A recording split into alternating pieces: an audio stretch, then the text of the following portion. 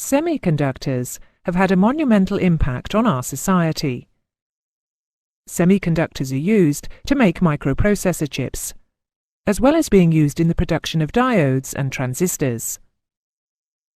Semiconductors are at the heart of all electronic devices. Modern aircraft use electronic components in many of their systems, including automatic flight controls, navigation and engine control systems. In this lesson, we will look at what a semiconductor is, and at the makeup and operation of diodes and transistors. We will begin the lesson by reviewing the atomic construction of conductors and insulators.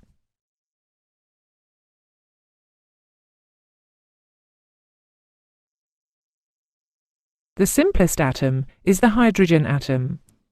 It consists of a nucleus containing one proton, positively charged, with one electron, negatively charged, orbiting about the nucleus. Conductors and insulators have more complex atoms, with greater but equal numbers of protons and electrons, with the latter orbiting the nucleus in multiple orbits or shells. The nuclei of all atoms, except hydrogen, also contain neutrons. They play no part in the electronic process, so we can ignore them. The electrons in the outer shell of an atom are known as the valence electrons. Electrons in the outer shells may be less tightly bonded to their parent atom than those on the inner shells, and are free to move from one atom to the next. These valence electrons, known as free electrons, form the basis for electrical current flow within the material. Conductors possess large numbers of free electrons. This allows current to flow easily through the material. Gold, silver and copper are all examples of good conductors. Insulators possess few free electrons. This means that it is difficult to get current to flow through them. Mica and glass are examples of good insulators.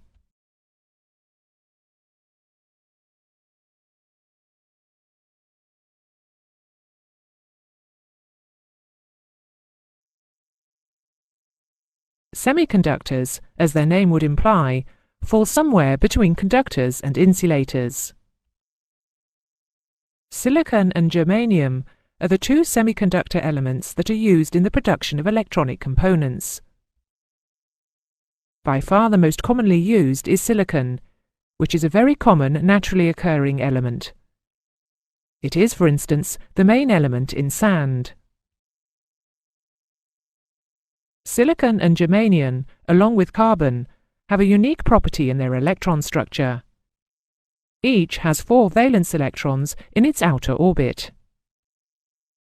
As shown in this simplified diagram, the 4 electrons form perfect bonds, known as covalent bonds, with 4 neighbouring atoms creating a lattice.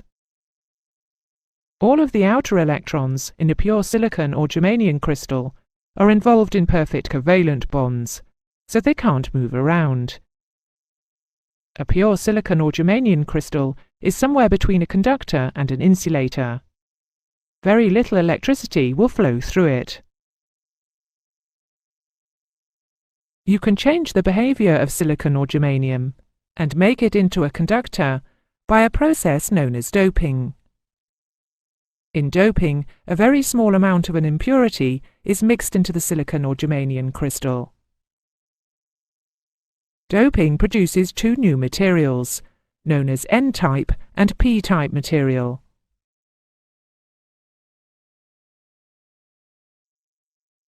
In N-type doping, antimony or arsenic is added to the semiconductor material in small quantities. Antimony and arsenic each have 5 outer electrons. So when they get into the silicon or germanium lattice, the 5th electron has nothing to bond to, so it's free to move around. As you can see in this simplified diagram, when an EMF is applied, the free electrons move through the material from atom to atom, creating a current flow. N-type material is a good conductor. Electrons have a negative charge, hence the name N-type. However, it should be noted that the material itself remains electrically neutral. There are always an equal number of protons and electrons within the material.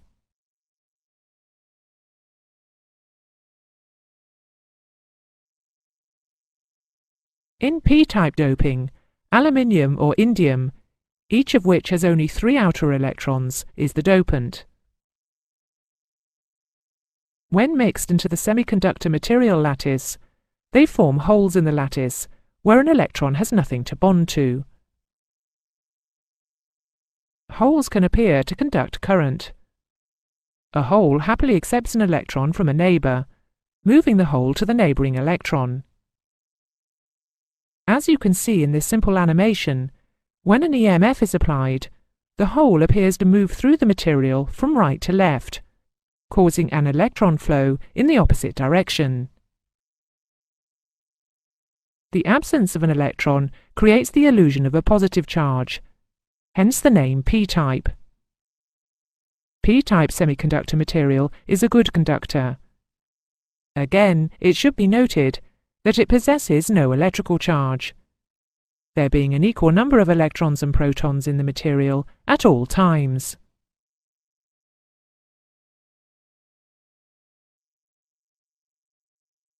A junction diode, which consists of a piece of N-type material fused to a piece of p-type material, is the simplest possible semiconductor device.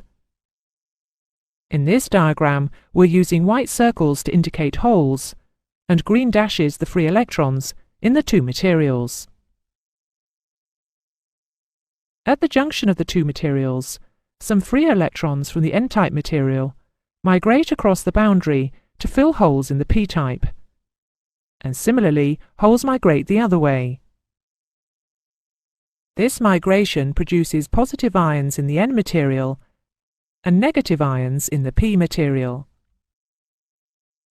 This in turn produces a charged region at the junction, known as the depletion layer, and creates an electrical potential, known as the barrier potential, across the junction.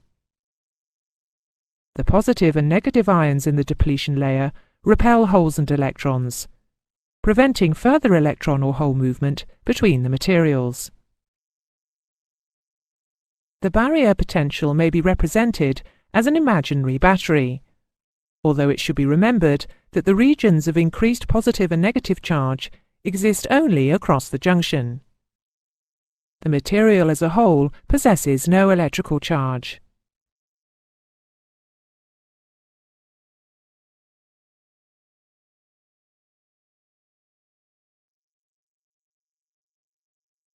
If we now connect an external EMF across the material, with the positive terminal connected to the N-type material and the negative terminal to the P, electrons will be attracted to the positive terminal and will be pulled from the N side of the junction. Similarly, holes will be attracted away from the P side of the junction towards the negative terminal. This increases the number of positive and negative ions, deepening the depletion layer. Apart from a very small leakage current, this deepening of the depletion layer prevents current flow across the junction. The junction is said to be reversed biased.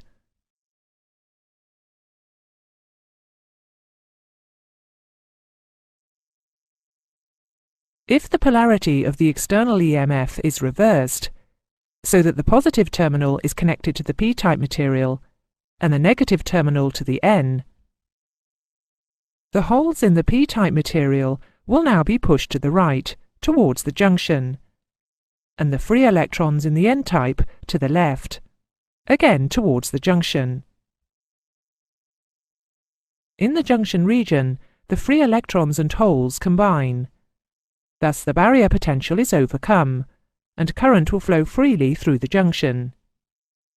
In this configuration, the junction is said to be forward biased. The junction diode then acts as a rectifier, allowing current to flow through it in one direction only. As a reminder, Here is the electrical symbol for a diode rectifier.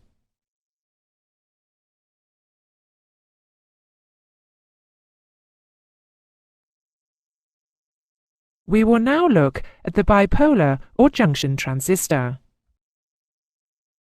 There are two types of junction transistor. They are known as the NPN transistor and the PNP transistor. The NPN transistor consists of a thin layer of P-type material sandwiched between two pieces of N-type material, whilst the PNP transistor has a thin layer of N-type material sandwiched between two pieces of P-type material. The three regions of either type of transistor are known as the collector, the base, and the emitter. The circuit symbol for each transistor is shown here. As you can see, the symbols differ only in regard to the direction of the arrow between the base and the emitter. The arrow always points in the direction of conventional current flow. For an NPN transistor, it points from base to emitter, and for a PNP, from emitter to base. The theory governing the flow of current in a transistor is complex and beyond the scope of this course, so we will limit ourselves to a very basic explanation of the operation. We will have a look at the operation of the two types of transistor, beginning with the NPN type.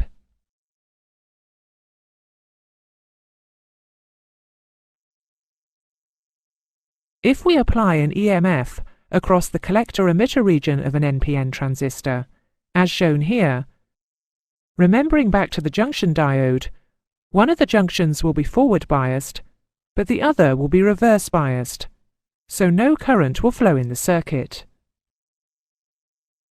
However, if we apply a small EMF, known as a bias voltage, across the base emitter region, changes take place in the material which will allow current to flow freely from the collector to the emitter.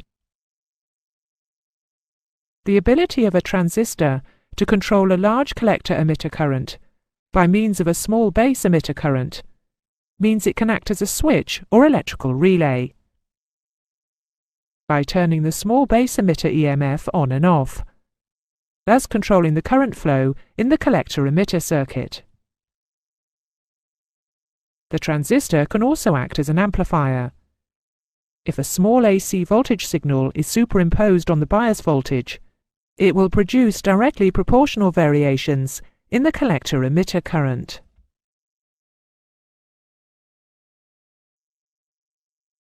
A PNP transistor's operation and function is similar in all respects to that of an NPN transistor, except that the polarities of the applied EMFs are reversed.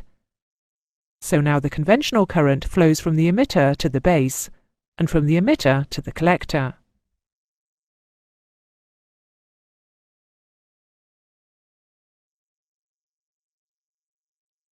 In conjunction with the junction diode and other electronic components, such as resistors, capacitors, and inductors, the applications for the transistor are almost limitless.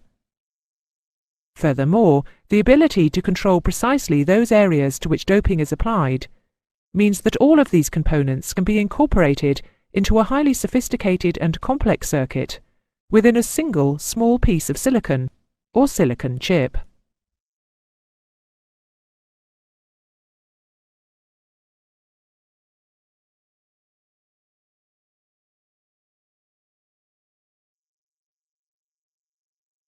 That is the end of the lesson. Here are the main points.